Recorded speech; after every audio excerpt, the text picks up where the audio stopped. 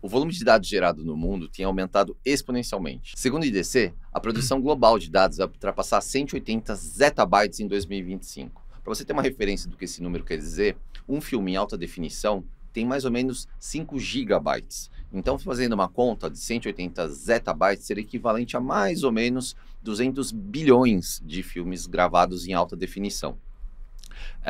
Por aqui, o mercado de IA, tem aumentado e, por consequência, a demanda por profissionais também. Segundo o Google Startups, a gente vai precisar de mais de 150%, de aumento de profissionais para suportar essa demanda. Esse número equivale mais ou menos a 530 mil novos profissionais ainda em 2025. E no episódio de hoje a gente vai falar sobre isso. E eu sou o Fernando Campos, diretor de Infraestrutura e Operações Tech aqui na Vivo. E junto comigo hoje está o Éder e a Thaís. Eu vou fazer minha autodescrição, eu sou um homem branco, uso barba, sou alto, tenho 1,85 m, estou usando uma camiseta preta e uma calça jeans. Então, roda a vinheta.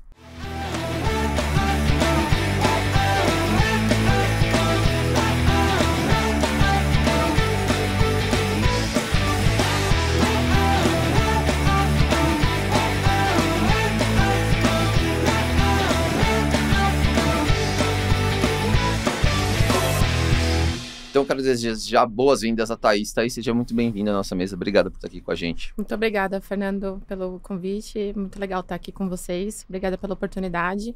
Eu sou a Thaís Darby, eu sou uma mulher branca. Estou vestindo uma blusa preta, calça cinza, tenho 1,60 m, tenho cabelos loiros e é um prazer estar aqui. Eu sou Solution Engineer da Microsoft, trabalho na Microsoft vai fazer 6 anos como Solution Engineer, então fiz a carreira tech aí de dados, vim do mundo de dados, agora no mundo de inteligência artificial, e é um prazer estar aqui com vocês. Obrigado. Solution Engineer é quem trabalha no desenho da solução, é isso? Exatamente. Quando você está num cliente, qual que é o teu papel dentro do cliente? Então, o Solution Engineer, ele trabalha na parte de pré-vendas, ele dá ali a parte toda de arquitetura para o cliente, com componentes dos produtos no qual ele vai utilizar para ter aquele resultado final. E a gente também faz um pouco de implementação, uma POC, uma prova de conceito para o cliente também saber o valor daquele, do produto ou da arquitetura que ele está buscando fim a fim. Então, a gente trabalha nesse sentido para agregar soluções de tecnologia para o cliente, sendo elas de dados ou inteligência artificial, porque eu sou da área de dados e IA. Então, eu trabalho mais focada com dados e inteligência artificial. Legal, obrigado. E obrigado de novo por estar aqui com a gente. Seja muito bem-vinda. Obrigada. Éder Maurício, bem-vindo à nossa mesa. Obrigado por estar aqui com a gente, meu. Bom dia a todos. Obrigado pelo convite. Me chamo Éder Maurício. Eu sou um homem negro, tenho 1,82 m, estou vestindo uma camisa preta, uma calça jeans azul escuro, cabelo, costumo falar ralinho, uns pequenos pingos assim brancos, sabe? Mas isso é devido à idade. Estamos todos. Estamos todos, mas isso todos. É muito bonito e mostra a experiência. E hoje eu sou um gerente sênior de dados dentro de uma diretoria de dados e IA, Aqui a gente tem algumas vertentes, A minha vertical, ela tem algumas responsabilidades, que é áreas responsável por delivery de dados, que nada mais é do que a engenharia tradicional de dados, mas se remodulou. Então, ela também tem uma necessidade de atender machine learning e na sua concepção de como o dado ele precisa ser entregue, Então, é propriamente dito ali um desenvolvimento de dados, e depois no bate-papo aqui a gente pode conversar bastante sobre isso, mas é volumetria de dados. Explico porque tem muita gente que às vezes confunde engenharia de dados com o BI tradicional, e talvez aqui no bate-papo a gente vai ter a oportunidade para poder trazer de, do dado, de ciclo, de tudo que acontece, no final tudo é dados, Outra missão que está comigo é a arquitetura de dados, então assim como nossa colega que é uma Solution Engineer aqui, a gente se depara com cenários que muitas vezes você precisa de uma boa solução que tenha eficiência financeira e etc. E também uma área que não poderia esquecer aqui recente, que a gente inaugurou, e vamos poder conversar aqui no bate-papo, que é uma área focada em pesquisa e desenvolvimento, uma parceria muito boa que conseguimos referente trazer a academia junto ao ambiente organizacional, E aí é uma área que ela trabalha muito com fomento, muito procurando inovação, e espero no decorrer aqui do nosso bate-papo poder trazer um pouco sobre como está sendo essa experiência. E, novamente, obrigado aí pelo convite. Boa, obrigado, meu. Quando a gente fala de dados na Vivo, todos os dados da companhia estão centralizados na tua área, é assim que funciona? Olha, Fernando, a área de dados, hoje, eu vou responder um pouquinho diferente a sua pergunta, como sempre foi, né? Dados, tudo, vamos mais básico, tudo pode ser dados. Um log no servidor, ele é um dado. Né? Um e-mail, ele é um dado. Um vídeo, como você colocou na sua exemplificação ali de zettabytes, ele é um dado. A gente tem um grande lake aqui, quando eu penso, vamos separar uma arquitetura ali corporativa, onde tem diversos CRMs, sistemas, eles precisam ter interligações. Esses dados, eles têm uma certa centralização, ok? Mas todo o dado de 100% de uma empresa, e não só aqui, em qualquer outra empresa, será que ela está centralizada num lugar só? Acho difícil, super desafiador. Até mesmo porque existem silos e você tem cada vez mais pessoas que estão sedentas por informação e dados, né? Então, não dando muita volta na pergunta, mas te respondendo de forma objetiva, a gente tem processo, a gente tem um dado governado, mas, vamos ser sinceros, 80%, 90% a gente conhece e sabe onde está esse dado. Muito do outro dado não é que ele não conheça. O usuário ele precisa trabalhar com esse dado e ele ainda não tem uma maturidade para ser considerado um dado que deveria estar num lake central. Transformar dado em informação, né? Perfeito. Isso, para você poder extrair um valor, para ser algo que o Fernando vai olhar e falar, olha, eu como diretor de operação aqui, eu assino, eu preciso desse dado e eu consigo levar essa informação para o mercado porque eu confio. Para chegar nessa confiança, a gente vai ter que firmar alguns contratos, então provavelmente muito das suas áreas, você que tem bastante áreas aqui, tem dados, mas a gente faz essa evolução. Então respondo dessa forma porque eu acho que é uma utopia achar que qualquer lugar eu vou ter centralizado no único lugar. Dificilmente. Você hoje pode chegar amanhã, olha, eu estou com um dado aqui, eu quero trabalhar esse dado, eu não conheço esse dado. Então não deixa de existir esse dado. E no final a gente pode falar que o dado ele tem um ciclo de vida, né? Então, ele é gerado em algum lugar, descentralizado. Então, lá, o que a gente costuma dizer no transacional, né? Então, por exemplo, sei lá, eu tenho um CRM, cadastro um lead de um cliente. Ali eu gerei um dado. Né? E esse dado, ele vai, em algum momento, esse cliente, por exemplo, vai assinar um serviço, ele vai enriquecer esse dado, ele vai pagar uma conta, ele vai enriquecer esse dado, etc. E depois de toda essa camada transacional, vem um primeiro nível de agregação desse dado, que até então a gente chamava de BI ou de Data Warehouse, é isso, certo? A gente faz uma primeira centralização onde gera os primeiros, a palavra da moda aí, os dashboards, né? Os primeiros, antigamente era relatório, né? Agora chama dashboard. Gera os dashboards para você ter uma primeira visão. O Data Lake, quando a gente fala de Data Lake, né? Que é uma palavra também super popular aí para a gente trazer a nossa audiência junto. O Data Lake, ele está depois do que é o Data Warehouse ou o BI. Ou não necessariamente? Como que os dados fluem nas empresas, assim? Qual que, em geral, de uma forma média, você, Thaís, que está né, no mercado atendendo, né, como provedora, atendendo vários clientes, como que você vê, assim, numa média, como que essa distribuição, essa cadeia por onde o dado passa? É interessante essa pergunta, viu, Fernando? A gente trabalha muito com fontes de dados, né? Então, qual a sua fonte de dados? E o que eu preciso fazer com esse dado até para ele chegar na camada de visualização, que é o famoso dashboard. Então, a gente tem ali uma engenharia de dados, no qual a gente pega o dado da fonte e trabalha com ele para transformar, para deixar ele mais, sei lá, robusto, agregar informações com ele, que é justamente... O pessoal técnico vai chamar isso de ETL, né? Faz os ETLs da vida, exatamente. O ETL que cai, na verdade, no Data Lake, onde a gente tem várias camadas no Data Lake, e a gente vai trabalhar nas camadas de acordo com aquilo que eu preciso para finalizar a minha camada de visualização. Então, se eu tenho um dado que é cru, a gente fala raw, né? Uma camada ali raw, eu tenho bronze, dado... né? Alguns falam bronze, muito isso. O bronze, obrigada, Eda. E aí, a gente trabalha na silver, né? A gente vem com as camadas mais acima, para a gente ter ele mais qualificado, mais transformado, e aí a gente pluga alguma ferramenta em cima disso para ter os famosos dashboards, a camada de visualização. Então, toda essa camada, né, que o Ader comentou, bronze, silver e gold, ela está no Data Lake. E aí a gente trabalha, né, com arquiteturas chamada, né, medalhão, né? Então a gente tem vários termos, né, que a gente também usa para a gente trabalhar em cima desse dado. Então, basicamente, ele é isso. Ele vem de uma fonte, ele é transformado e ele é visualizado. Né, se o Ader quiser. Sim, sim. E até voltando um pouco na sua pergunta, né, a gente falava muito de volume. Toda vez que eu escuto o termo Data Lake, que agora a gente tem uma tendência fortíssima para Lake House, né? Ou seja, pegar toda essa explicação que ela colocar aqui e eu deixar o Gold numa plataforma diferenciada de dados, não necessariamente numa única, a qual possa consumir toda essa informação.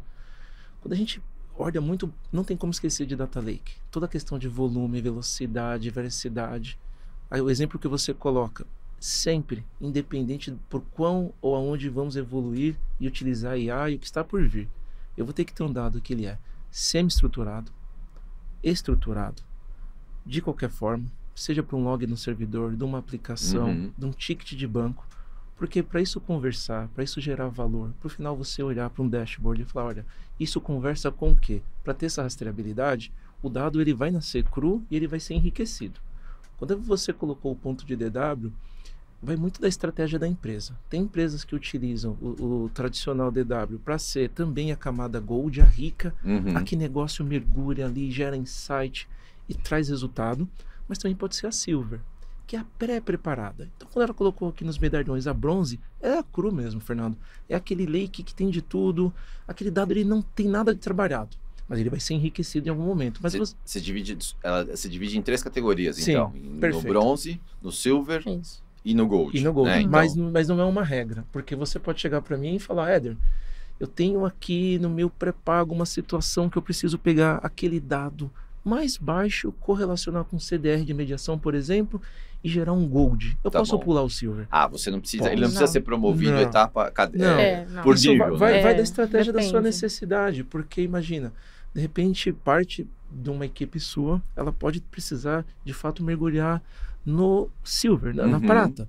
Mas não necessariamente ele tem que ver o de negócio que é a gold, porque ele não tem o insight daquilo, conversa com o quê, como é que isso vai oferir algum resultado e valor para nós. Então, por isso que tem essas categorizações. E isso também leva a uma questão de custo, né, Thaís? Porque dado mais nobre, usa uma tecnologia mais nobre, ou ocupa um espaço mais premium, que tem uma performance melhor, tem alguma coisa relacionada por aí também, não tem? E a volumetria também, né? E então, volumetria. Porque dependendo da quantidade, né, tem ali um storage que precisa ser armazenado.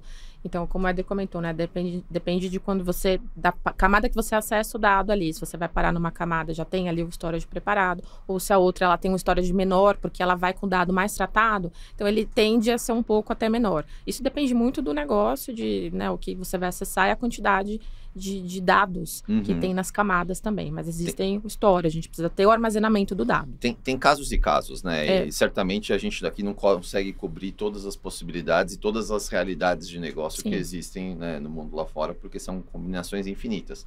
Mas pensando ainda nessa questão se a gente falar de cloud de FinOps, ou se a gente falar no on-premise de storage físico, né, e tem também tipos de disco, utilização de storage, essa conversa vai longe, né, dá pra gente falar muito sobre a estratégia de armazenamento, mas acho que de forma geral dá para dizer que seria como uma pirâmide. A base da pirâmide é bronze, onde eu tenho maior volume de dados, depois eu tenho uma camada intermediária. Exatamente. Perfeito. E a gente tem ali o filé mignon do dado, é isso que é ali o gold, que é o topo da pirâmide. É isso que perfeitamente acontece. E cada segmento tem o seu valor. De repente tem uma empresa que trabalha com observabilidade e o rico para ela é a camada mais baixa. Entendi. E aí, o fato do dado ser exato, gold ou não é relativo. Não vamos pelo metal, né? Porque ele é ouro e por ser o ouro é o... Não necessariamente. Dependendo do seu segmento, a Silver é o que te traz valor para o seu negócio. Né? Dependendo do IoT que você tem no campo ou em qualquer outro segmento, o que é valoroso para você é uma conversa e uma instrumentação, uma automação. E você pode olhar e falar assim para mim, Éder, esse ouro para mim não vale nada. Para mim, no meu segmento, o que me traz valor são camadas mais baixas. Então, o importante é conhecer. Acho que a pergunta é legal, mas cada segmento, né, cada valor, ele trabalha da melhor forma com isso. Por isso que é bom ter o conhecimento para você poder trabalhar e extrair o máximo do valor. Esse é um grande desafio, porque também ter a informação para um volume nessa ordem de grandeza que é gigantesca. O que fazer com isso? Isso desdobra para tagueamento, estratégia de negócio, né? Aonde você quer chegar e como você vai extrair esse valor e comprovar, que é algo difícil. Conversa com FinOps e outras diversas disciplinas.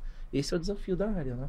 Perfeitamente. A gente tem um mundo de Big Data, um mundo de dados, em qual a gente, né, tem bastante dados ali. O que a gente vai fazer com esse dado? Qual é o propósito dele, né? Então, aplicar uma camada de inteligência artificial, por exemplo, para que eu tenha mais insights no meu dado, também pode ser feito. Então, é algo que a gente tem ali, as camadas, trabalhando na qualificação do dado, na transformação, mas o importante é o que eu vou fazer com o meu dado. Isso é super importante. Porque às vezes eu tenho um dado armazenado, no qual eu não preciso trazer tudo para a última camada, por exemplo, mas o que eu vou acessar, o que é de valor mesmo para a minha empresa, o que eu vou acessar isso no final. Isso é bem importante o ponto também, e aí vem conversas, né, também de custos, FinOps e todas agregadas a isso. Entendi. E a gente tem um dado aqui do Granville Research que fala que a gente vai... O mercado global de Big Data e Analytics deve ultrapassar $1 trilhão até 2033, né? No Brasil já é estimado que cresça até 2029 mais ou menos um número aqui próximo a 11%. Como que vocês avaliam esse estágio atual, né, do tema dados no Brasil especificamente?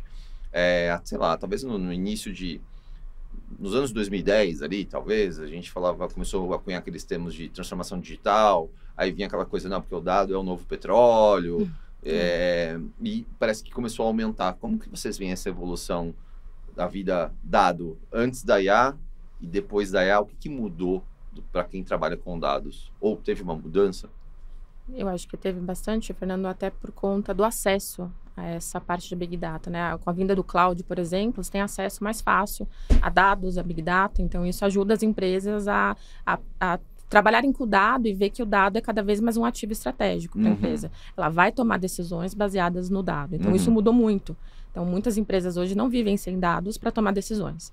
Então, isso vai crescer cada vez mais a gente tem dado. E aí, aplicar camadas em cima disso e trazer ele para um objetivo, um propósito, tudo que eu tenho para fazer. Então, esse aumento acho que eu vejo bem mais, e junto com a inteligência artificial, porque cada vez mais a gente... Você acha que impulsionou? Impulsionou demais. A gente hoje trabalha, um mundo de dados ali. Se a gente não tiver dados, a gente não consegue trabalhar com inteligência artificial, isso é bem importante.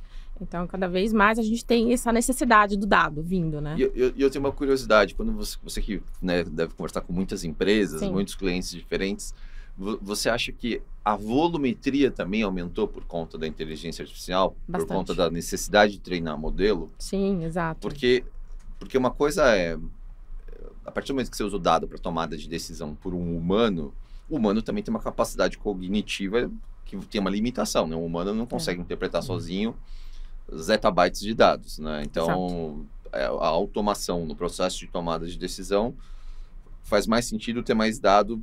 Se eu automatizo o processo de uma decisão, faz sentido isso? Sim, faz todo sentido. Eu tenho mais dados, eu vou ali acessar.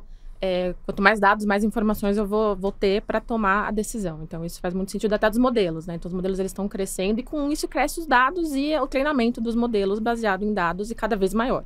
Então, eu tenho ali o último modelo, por exemplo, que ele está treinado com muitos dados, que é diferente do primeiro que foi lançado, que é com menos dados e até uma certa data. Então, ele tem o corte ali da data, né? Então, o primeiro acho que foi 21, que ele é treinado até dados de 2021, depois vai crescendo. Então, cada ano, cada hora, né, que a gente está falando aqui, crescem os dados e isso armazenado ali na inteligência artificial, eu tenho muito mais acesso a ter insights mais valiosos. Quando você está falando tinha o dado até uma data, você está fazendo referência, por exemplo, quando popularizou no sentido, né, deu o boom, né, das ferramentas, ficou acessível as ferramentas do LLM, né, o chat GPT da vida, etc. Exatamente. Que na primeira versão você perguntava para ele informação, ele só tinha informação até 2021.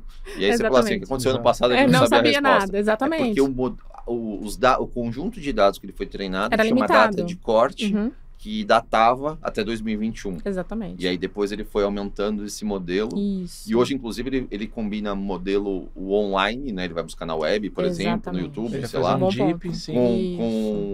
o dado que ele tem no modelo treinado. Né? E eu acho que não incluiria na sua fala o ponto de processamento. Exato. Porque o dado... Que aumentou a quantidade de dados, precisa processar mais rápido também. Cara, sim. E veja, o que pega hoje... Dado, realmente, cresceu muito. Preciso de muita informação. Mas eu preciso por um tempo. Eu treino, eu guardo, eu armazeno. Tem trade-off aí, né? Eu consigo fazer uma volta. Agora, e o processamento, o desafio, para você ter GPUs com GPU, capacidade exatamente. cada vez mais. Isso é algo que, independente do país, do tamanho, da quantidade computacional que você tem, não é só você ter o valor para poder pagar. Tem toda uma questão de sustentabilidade aí também, porque você consome recurso. E você precisa de muito recurso para fazer esse treinamento.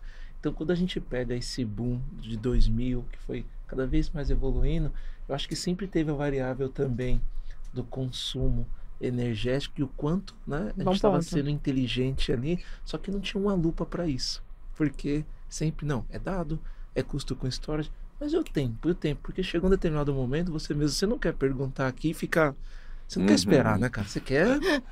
Ninguém quer esperar. Ninguém quer. O mundo online não permite Você esperar, quer aquela resposta e às vezes você precisa, de fato, aquilo, né? É natural isso.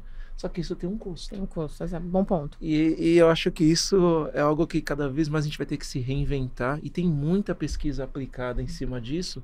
Justamente, cultura, né? De você também...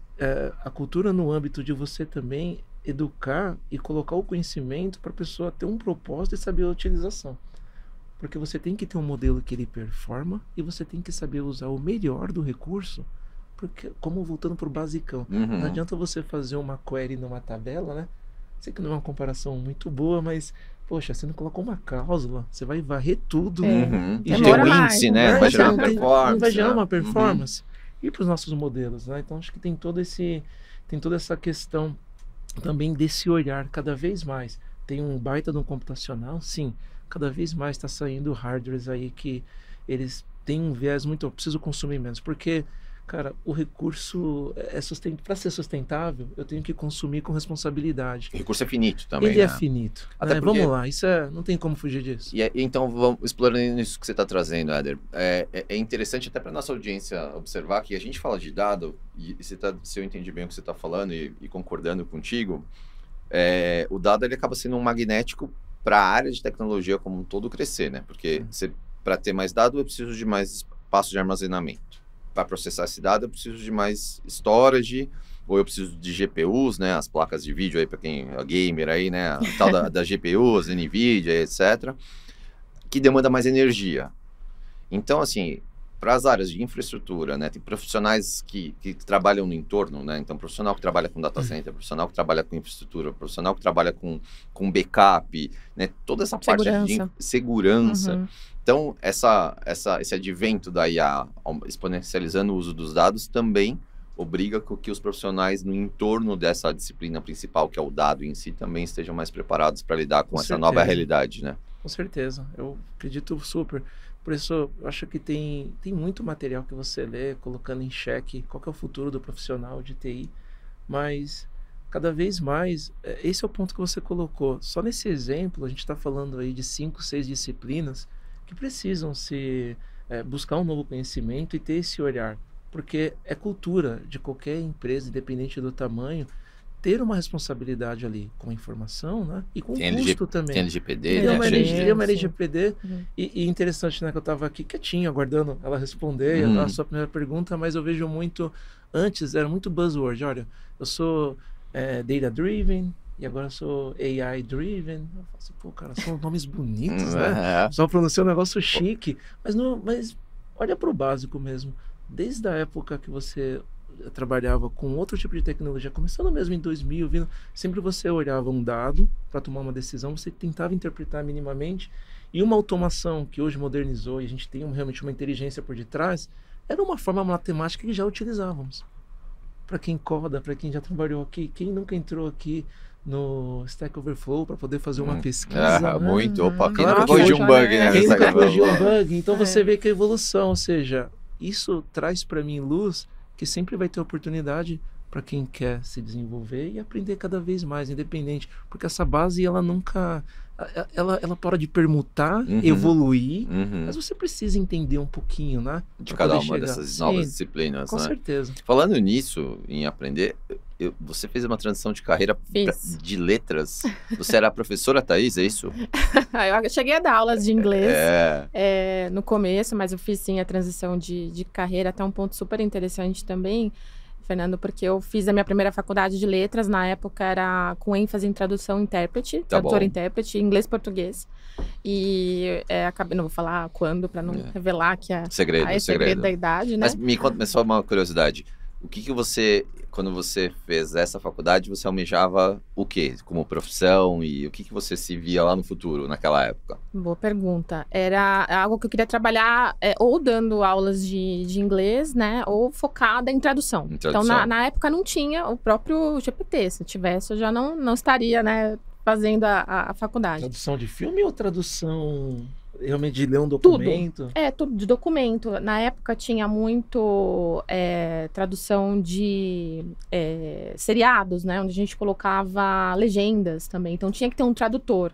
Né? Tinha muito filmes também, que era legendado. Sim, na época de escola. Geralmente quem fazia isso era o CDF, sabe? Não, cara, busca uma lembrança lá atrás. Geralmente quem ficava fazendo tradução assim não era um pouquinho fora da curva, né? Pessoal inteligente. Era um pouco até difícil, porque na verdade a tradução, quando a gente fala de tradução, a gente tem a tradução de documentos, de filmes, tudo, e temos a interpretação, que é aquela interpretação simultânea, onde a gente vê o exemplo do Oscar, que eu sempre costumo dar, né? Que ela tá fazendo uma interpretação ali simultânea ou uma consecutiva, onde ela tem blocos para fazer. Isso é muito difícil, não é todo mundo que faz. Eu mesma não conseguia fazer. Tem uma coisa meio teatral ali também, né? Porque ela tem que passar tentar traduzir também um pouco da emoção, né? Não dá para trazer só o texto frio, ótimo né? Ponto, exatamente, literal, né? Então ela tem ali a interpretação. Porque imagina online, você falando e aqui trazendo. Na mesma, exatamente. A simultânea, ela vai no decorrer. Então, o Oscar é um super exemplo, porque sempre porque como ele passa ao vivo, então eles têm o tradutor,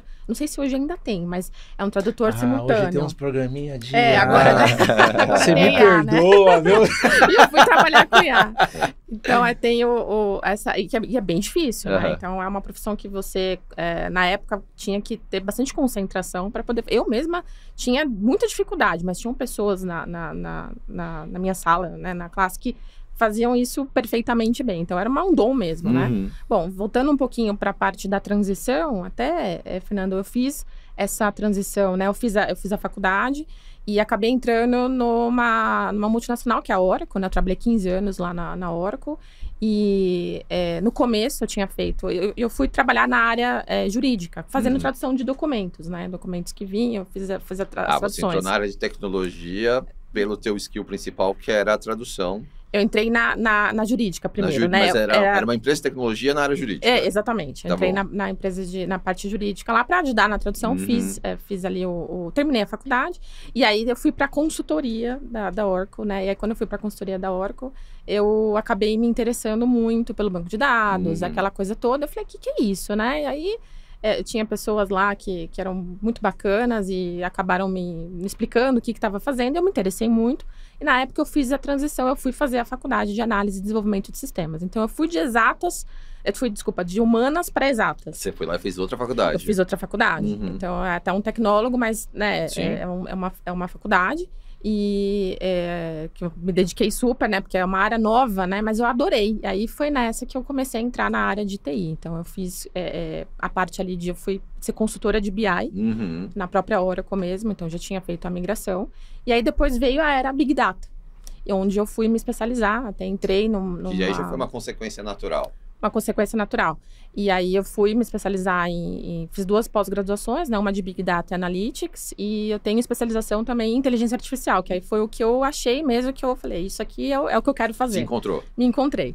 E justamente eu uso o conhecimento de letras muito agora trabalhando com Inteligência Artificial, NLP, né? Então a gente consegue ter ali a própria parte de semântica. Você usa muito a semântica, né? Então, você consegue ter ali... Porque, na verdade, o LLM atrás é tudo uma estrutura matemática, né? Então, você consegue ali entender um pouco melhor o que ele está fazendo, né? Mecanismos de atenção, tudo, algoritmos de atenção. E aí, eu uso muito a parte de NLP, né? Que é um pouco mais parecido com linguística também. Eu trago um pouquinho desse conhecimento que eu tinha feito lá atrás, né? Então, eu fiz essa transição e tem muitas pessoas que gostariam de fazer também. Então, é bem importante, né? Para quem está assistindo, quem quer fazer transição para a área de tecnologia, buscar trilhas de conhecimento, aprofundamento, né? Na parte ali do que quer fazer, ou escolher dados ou inteligência artificial e seguir né, nessa jornada de TI. Então, muitas pessoas que têm conhecimento de, por exemplo, área de saúde, queiram migrar para a área de TI, isso é importante, porque a pessoa já tem um conhecimento do negócio. Para migrar para TI, então ela tem que ali procurar uma parte mais técnica e fazer a migração. Então, eu dou muita palestra disso, muita mentoria de transição de carreira. Que legal. E teve um dos nossos episódios, não vou me recordar aqui exatamente qual era, a gente falou um pouco sobre isso, que é impressionante como a transição de carreira sempre foi um desafio, né? Mudar uma guinada, né? Até para o próprio indivíduo, falar, eu queria uma coisa, agora eu quero fazer outra coisa. Mas tem sido uma coisa recorrente, assim, quando eu escuto essas histórias, assim, e essas histórias são incríveis, e parabéns pela trajetória. Obrigada. Porque não é como se você apagasse aquilo que você construiu e começasse uma nova história, né? Quando a gente fala de transição de carreira, às vezes passa um pouco dessa sensação, né? Eu deixo para trás o que eu construí até agora e vou começar do zero. E eu acho muito incrível o fato de... Pô, imagina, no caso da Thaís, ela começa pensando no tradutor e intérprete e de repente ela está trabalhando com IA e carrega o skill lá da tradução e intérprete. Imagino que você não pensava em trabalhar com jamais, IA na faculdade, né? E consegue carregar esse aprendizado para a sua nova realidade, né? Isso é muito incrível, de acumular conhecimento, né? Exatamente. Isso é bacana e veja, né? O quão o capital humano ele é valioso. Porque no final, a NLP, para ela ser programada, precisa desse conhecimento. O que é o NLP?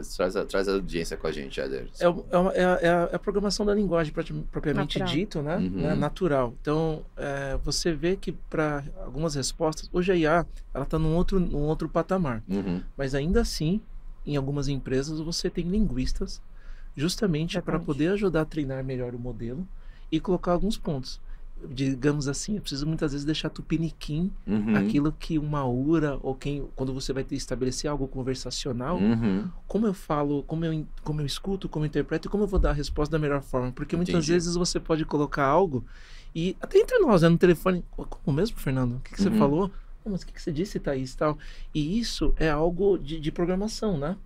Porque de linguagem propriamente dito. E veja, com toda a base dela, ela feliz, né? Provavelmente, claro, eu acredito muito que também você se esforçou e foi direcionando a sua carreira ali, mas para hoje, para qualquer NLP que você tiver que fazer esse tipo de trabalho, esse tipo de conhecimento é super rico. Inclusive aqui tem linguistas que são contratados porque é necessário. Exatamente. É necessário. E trago de novo à luz, tá vendo? É algo que, por mais avançado que estejamos com IA, não tem como não ter esse capital humano para poder enriquecer num determinado momento um processo de um produto, do MVP, de algo que eu vou criar. Pegando esse caso como exemplo aqui, né? Eu trago e reforço isso porque tem profissionais de N áreas. E eu me recordo, desculpa, Fernando, só para não fugir do tema, tá? Mas eu já participei de outros projetos que acontecia justamente isso. Olha, mas aqui a gente precisa de um advogado justamente por esse conhecimento. Negócio, né? Porque por mais que você tenha fontes riquíssimas, e hoje está bem bacana para poder trazer isso, tem sempre essa curadoria, essa sabedoria. Vale, sabe? Ô, Fernando, bate papo aqui, cara. Você que conhece bastante esse tema. É isso aqui mesmo? Você treinou, tal? Então, e aí a gente acaba fazendo esses tuning, né? Que fica bem mais refinado e enriquece. Só queria, desculpa, queria trazer esse ponto aqui, porque ela estava falando aqui e eu pensando, tá vendo como conversam liga, né, as uma coisas, coisa né? com a outra. Eu também nunca imaginei que fosse ligar isso, né?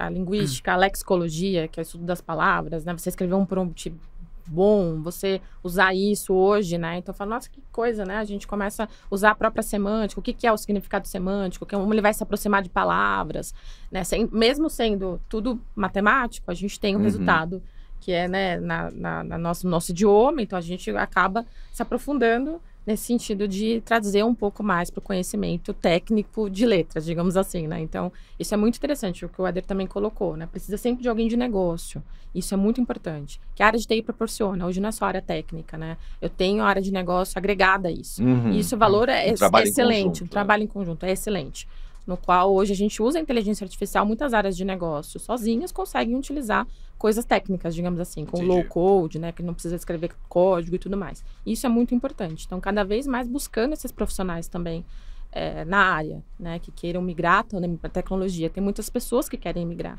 E quando eu dou as palestras de migração, de transição, obrigada, de carreira, muitas pessoas estão em outras áreas. Então, área de saúde, área jurídica, que querem aprender. E hoje a gente tem uma facilidade enorme dessas pessoas virem para a área de TI. E você vê bastante mulheres? Muitas. Desculpa, que entrevista aqui não, é ele, perfeito. né? Mas só uma curiosidade. Tudo certo, tá tudo certo. Muitas. Inclusive, é focada para mulheres que queiram legal. fazer transição de carreira para a área de tecnologia. A gente precisa, né, de mais mulheres também na área. Boa. Então, eu realmente, eu e mais uma parceira minha, que é a Bia, a gente faz essas palestras, né, para incentivar, porque muitas, às vezes, estão numa área, fala que como é que eu faço? Como as pessoas encontram essas palestras? Tem algum... A gente tem os programas da Microsoft, o Women's Code, a gente também divulga bastante lá. No próprio Reactor da Microsoft também, que a gente tem lá um canal, a gente vai divulgando essas mentorias. Se a audiência procurar no Reactor da Microsoft, vai encontrar. Vai, inclusive então... as nossas palestras, gravações, mentorias lá, nós recentemente terminamos o Elas na IA, que é um conjunto de mentorias lá voltadas para a inteligência artificial, para todo mundo. E está aberto ao público, para o pessoal assistir online e tudo mais. Perfeitamente, está aberto. Então, volta um pouco mais para a carreira tech, mulheres, né? E a gente também coloca lá a parte de transição de carreira, que é super importante. Então, muitas mulheres, ou também quem quer transicionar para a área de TI, não sabe onde começar. Então, porque é muita informação, a gente volta no dado, né? Muita coisa, muita informação, e a gente acaba... passando isso para quem quer migrar, para quem quer começar, para quem tem interesse na área. Então, é bem legal.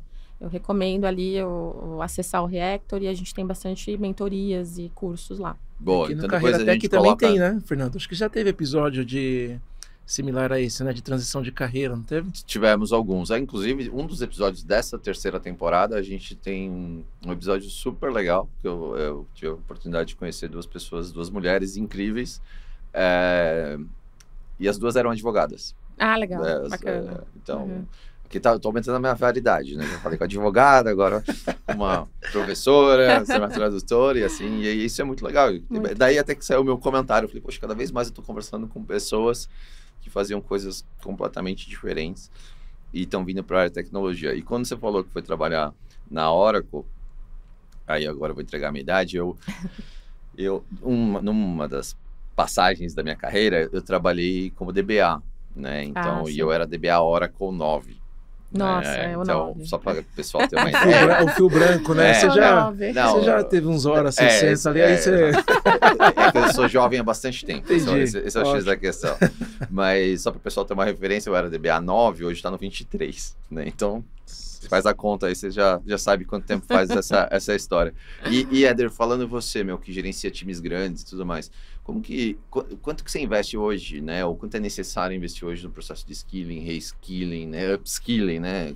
No limite, falando simples, né? Na formação das pessoas e aprendizado contínuo dos times. Bastante. São metas, inclusive, pessoais, né? E profissionais. E por que eu digo pessoal? É bem gratificante quando você vê um profissional que se desafia e também se permite. Isso serve para mim também.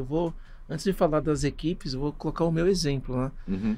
Eu já estou aqui há quase 21 anos. Eu já, nas áreas que você está agora, eu acho que eu só não entrei em 2 ou 3, porque criaram áreas novas lá. Nas demais, eu participei de Você já foi da produção, é isso, Ade? Já, né? Você fica branco, assim, alguma coisa...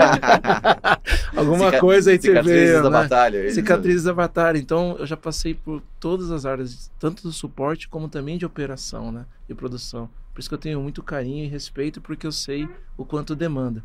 Só que eu pude ir para outras áreas também, de desenvolvimento. Cada movimentozinho que eu fiz aqui, eu tive que me reajustar, sair do meu conforto, porque é gostoso quando você está numa cadeira aqui, aquilo não te incomoda mais, mas é natural, para se desafiar e aceitar um novo desafio, você vai ter que aprender. Então, eu vejo muito hoje esse ponto de, olha, reskilling e tal, mas eu costumo sempre colocar aqui o quanto você também se permite a receber um novo conhecimento, a ser desafiado por aquilo que não é mais o seu conforto. Quanto você está aberto para isso. O quanto você tem abertura. E trago isso para quando você colocou no time, porque eu acho super gratificante quando isso é natural. E eu estou num processo, inclusive, agora focado em dados, que é bem interessante, de profissionais que sempre trabalhou com uma tecnologia e por causa de uma modernização de plataforma, eles estão tendo que aprender uma nova tecnologia. E eu vejo ali que o desenvolvedor, por mais que ele seja fera, que para ele seja... Pode parecer sutil, mas não é, porque ele está tendo que lidar com uma tecnologia que é completamente diferente. Isso não deixa de ser um reskill. Só que também eu vejo outros profissionais, numa gerência específica, que ele está se especializando em fundo de fomento, em todas as parcerias que a gente está realizando com universidades. E é engraçado porque você olha e fala, poxa, ele não era técnico e agora ele está fazendo um investimento profissional para ter um pouco mais de conhecimento, porque ele está sentindo falta em interações, isso é notório. Eu observando que precisa ter aquele conhecimento para poder avançar mais, ou ele quer se defender, ele quer perguntar menos. Poxa, cara, qual que é a chance desse profissional não ter sucesso? Ele vai ter sucesso, né? Porque ele está em busca desse conhecimento. E eu tenho um caso muito parecido com o seu, que eu vou trazer aqui, inclusive ela recebeu uma promoção mês passado, e eu fiquei pensando assim, poxa, como essa é a parte boa de ser gestor, né? Porque ela era do time de pessoas, né? Em alguns lugares chamam recursos humanos, né? Em outros são vice-presidências de pessoas, mas enfim, ela trabalhava com pessoas. E ela saiu de uma outra empresa e veio para cá para poder trabalhar com tecnologia. Legal. E, poxa, ela recebeu uma promoção em menos de 1 ano e meio. Cara, eu dou muito valor nisso. Porque como eu rodei em bastante áreas... Como que é o nome dela? Fala, pode falar. Brenda. Brenda, parabéns, meu. Parabéns, Brendinha. Baita E, exemplo, poxa, ela bom. acabou... Não, tem que valorizar esses exemplos. Sim, tem. São incríveis. E é muito bacana, porque você, olhando, eu falei, cara, como pode? Ela agora, ela tá trabalhando com automações, ela cria dashes, porque ela tá numa gestão de portfólio, uma área cross. E veio de uma área de pessoas. Ela veio de uma área de pessoas. Que legal, meu. E aí hoje ela cria automações, tá super se desenvolvendo bem com Power BI. E aí você olha e fala, poxa, tá vendo, cara? Que legal. Que legal. Agora... Então, não, história bacana, tem que compartilhar mesmo e, né, acho que e reconhecer, né, porque certamente esse resultado vem através de um esforço, né. Agora, na mão contrária, vocês acham que, por exemplo, sei lá, talvez 15, 20 anos atrás, a gente falava mais de DW e BI, né, não tinha tanto ali o Data Lake ainda, o Data Lake vem mais com o advento da cloud, né, tem né, na linha do tempo. Vocês acham que se por um lado, né, quem está em constante capacitação cada vez mais tem mais oportunidades, acho que o pessoal que ficou preso naquele momento ali do DW e optou por falar, não, isso aqui o Éder falou, não é de zona de conforto. Vocês acham que perdeu espaço no mercado para quem ficou preso ali, parou no BI e no Data Lake? Aliás, no DW? O Data Warehouse, vocês acham que ou ainda tem espaço para tudo? Como que vocês veem isso? Eu acredito que tem, até por conta do conhecimento. E aí, pela bagagem. Pela bagagem. Aí vai um pouco de encontro né, a pessoa se desafiar, ela querer começar ali a estudar algo mais recente, mais atual. Sim. Tem carreira, tem trilhas, né? Hoje a gente tem acesso a muitas informações e cursos, né? Então, ela se atualizar nesse sentido. Eu costumo dizer que a área de TI é igual a área de medicina. Todo dia tem coisa nova, todo dia tem que estudar muito. Então, tem que ter essa dedicação, esse tempo, esse esforço. Não tem como. Para se atualizar e continuar atual, né, nisso. Então, tem espaço, porque tem uma bagagem, um conhecimento que é super valioso. Porque como ela sabe como funcionava lá atrás, hoje ela é ótimo esse conhecimento. Até porque tem uns conceitos que não mudam, né? Exato, né? O próprio DW, Quando a gente fala de normalização de dados, né? Coisas nesse sentido, já tinha lá, né? Já tinha. A quarta forma normal, né? Não era isso? É verdade. Já tinha isso. Então, traz essa bagagem e acho que é super válido esse conhecimento que vem ali, né? Que tem ali e trazer e atualizar. Então, acho que tem espaço, sempre tem espaço. Na área de TI tem espaço. Eu, de verdade, acredito também que tenha espaço, tá? Até mesmo por tudo, mas coloca um ponto aqui, não dá pra ficar nessa cadeirinha mais, tá gostoso aqui, porque o advento de IA e tudo que está sendo construído, ele gera uma pressão gigantesca para você ter que responder num determinado tempo, e se você ficar pensando como era algum tempo atrás, não dá mais. Não dá. E as pessoas também não querem mais isso. Eu vi na prática, no último hackathon que participamos em parceria aqui, áreas não técnicas construindo resultado. Entendi. Áreas não técnicas, pegando uma determinada ferramenta lá de IA com uma inteligência, não sabendo codar, fazendo pergunta, tirando valor. Aí você me fala bem, aí você vai me falar que é aquele concordar discordando no... Olha, tem valor, mas não se acomode, porque não dá tempo. A concorrência está aumentando, é isso que gigantesca. Você está falando. Poxa, contas, você tem uma concorrência acirrada. A área não técnica de negócio, ela vai te questionar mais. Ela não vai mais chegar... antes, talvez, arrisco dizer que, Fernando, é isso que você está dizendo? Então tá bom. Hoje, não, Fernando, como não é possível? Sim. Se eu consigo... Eu duvido que você não escuta isso. Eu escuto, eu imagino você. Cara, como não é possível? Mas tem esse... Por quê? É muita informação. Vai dizer que quando você vai no médico, você não dá aquela consultada no chat GPT para você o diagnóstico, né? Dá uma olhadinha. A gente também faz isso, né? Você acha? E eles não fazem? Então, e eu acho que tem isso. A informação hoje, ela tá muito mais rápida, ela tá muito mais disponível. E de fato, você vê diversos hackathons que você participa que pessoas não técnicas agora constroem valor. Eles veem, poxa, eu consegui. As ferramentas também são mais acessíveis. As ferramentas são... E isso de verdade é uma mágica muito bacana. Claro, todo respeito e precisa sim um determinado conhecimento para algumas especificidades, sim. Você tem que conhecer aquilo. Mas hoje eu não preciso de um DBA, digamos assim, olha. Eu pego um técnico hoje que ele olha e fala, olha, isso que o DBA fez, eu não sei o que ele fez, mas eu consegui um resultado. Uhum. E aí eu fico olhando aquilo e falo, cara, isso é mágico, ele tá conseguindo. Agora, claro, tudo tem sua proporção, né, no seu devido momento ali, mas é que essa pergunta sua é bem capciosa, né, então não dá para ficar mais... Tem seu valor no DW? Com certeza tem.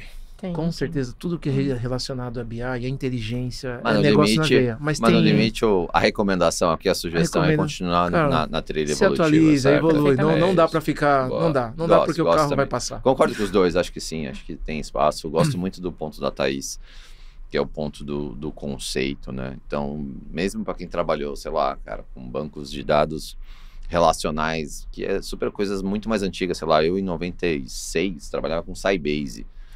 Né? Então, e para quem não sabe, o Sybase é o precursor do SQL Server, né? Da Microsoft, certo? Sim.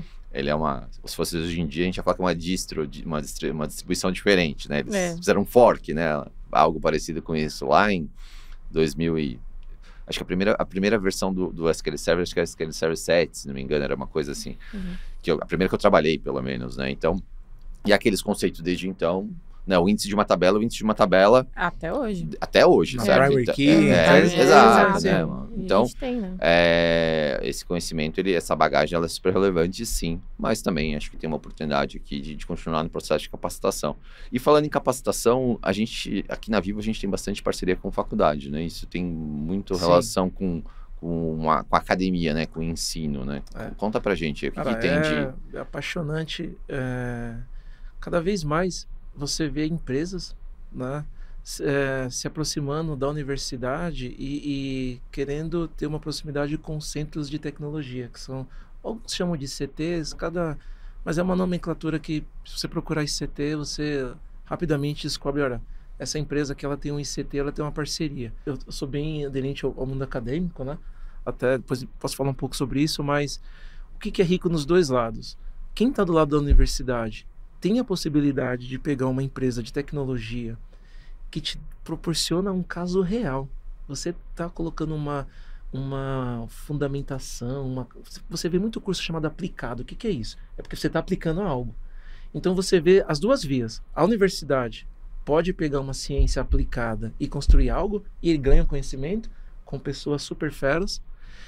E a instituição, por seu lado, pode não é só questão de subsídio, é também uma questão de você poder ter uma eficiência, porque você vai criar algo em parceria e muitas vezes você não vai utilizar a sua infraestrutura para, por exemplo, tem modelos que você precisa de máquinas que são bem caras, até mesmo para empresas do nosso porte, assim, não que não possamos ter, mas é caro o tempo hora para você processar e treinar ali.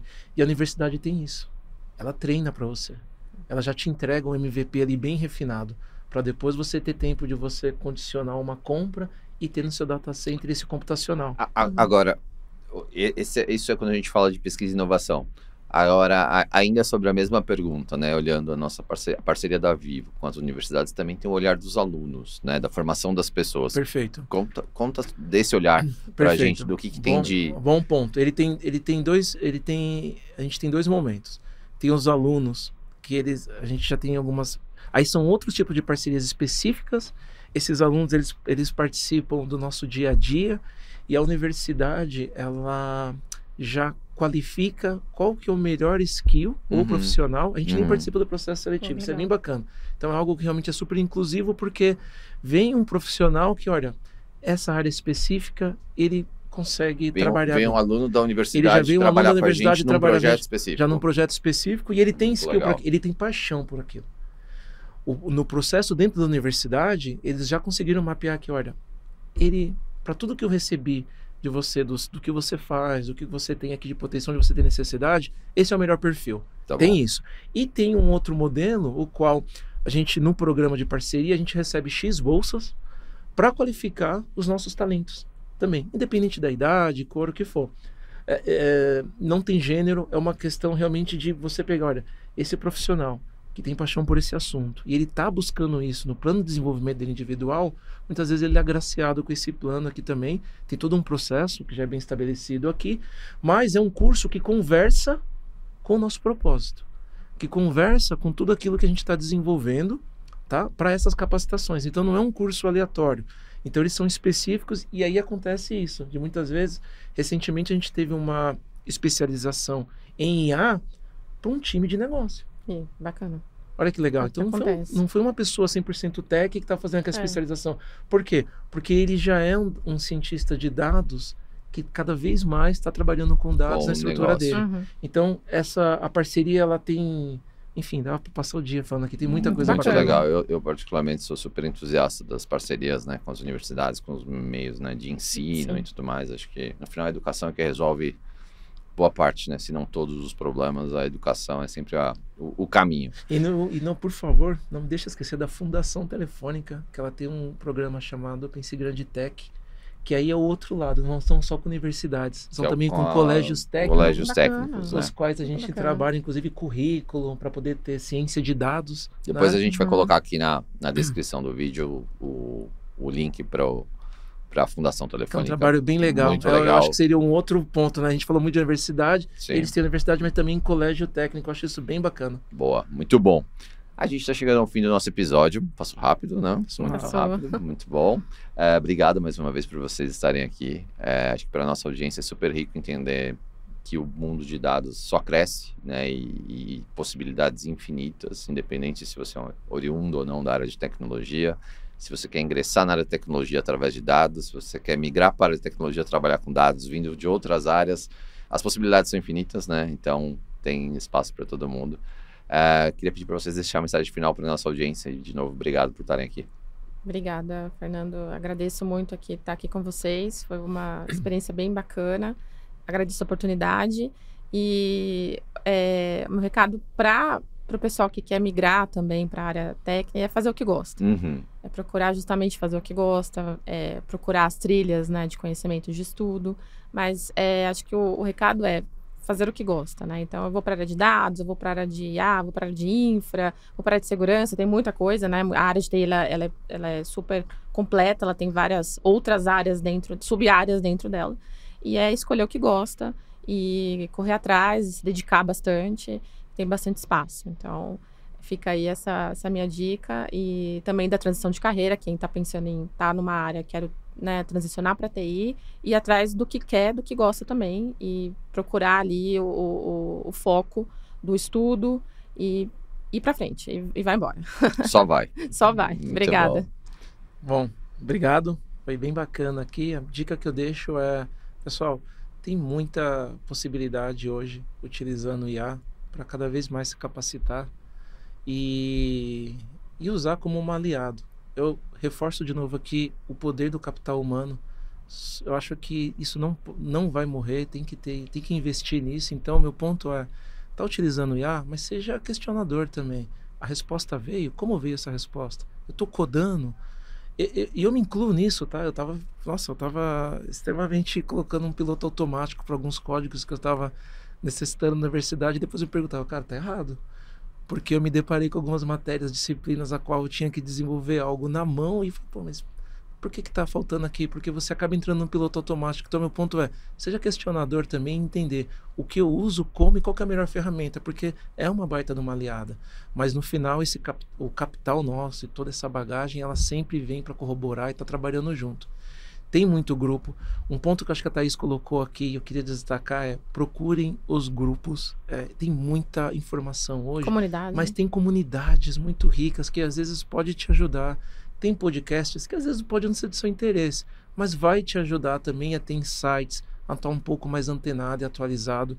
E isso é importante. Eu deixo essa dica final porque eu vejo que tem os profissionais que realmente estão super antenados e estão conseguindo raciocinar sobre isso e trazer algo como bom, e tem aqueles que estão deixando um pouco no piloto automático. Então, vamos mudar isso daí, pessoal, porque tem bastante oportunidade para todos. E, novamente, obrigado aí pelo convite. Muito bom. Então, obrigado mais uma vez. Não deixe de se inscrever e conhecer mais nosso conteúdo. Essa é a 3ª temporada do Papo Carreira Tech. Tem mais 2 temporadas cheias de informação. Links nas descrições. Até a próxima. Tchau.